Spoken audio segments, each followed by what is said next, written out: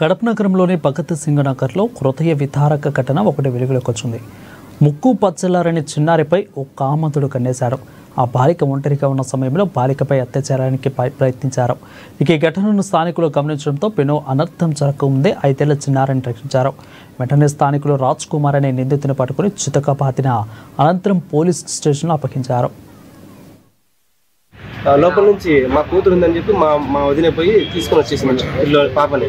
ఎందుకు తీసుకున్నా అంటే చాక్లెట్ ఇస్తాను తీసుకొని వచ్చినాడు. ఆ అమ్మాయికి అప్పటికే ఏం చేసినాడంటే ఈడ కొట్టినాడు. చిన్న పాప, ఆ పాప నోరెత్తి చెప్తాను సార్, ఈడ కొట్టినాడు, నా చెడ్డీ ఇప్పమన్నాడు అని నోరు తెచ్చి చిన్న పాప చెప్తాను సార్.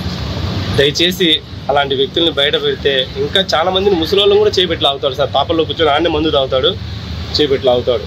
అంత అరాచకం చేస్తాడు సార్ ఊర్లో. పాప పరిస్థితి ఏం పర్లేదు సార్. అంటే ఇమీడియట్లీగా పోయినారు కాబట్టి పాపకి ఏం కాలేదు సార్.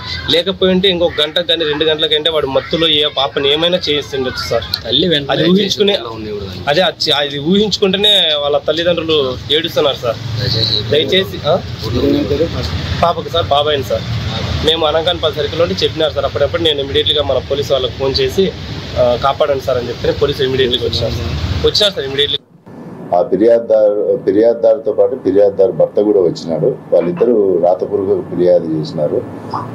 భగత్ సింగ్ కాలనీలో ఒక రాజ్ కుమార్ అనే అతను అమ్మాయిని తీసుకొని ఇంట్లోకి పోయి ఆ అమ్మాయి పైన అత్యాచారం చేయడానికి ప్రయత్నం చేసినాడు. ఆ విషయమై ఇక్కడ పోలీస్ స్టేషన్లో కంప్లైంట్ రిజిస్టర్ అయింది, ఎఫ్ఐఆర్ రిజిస్టర్ అయింది. దానిపైన ఇన్వెస్టిగేషన్ చేస్తున్నాను. త్వరలో మీకు ఇంకా వివరాలు చెప్పాలి. ఓకేనా?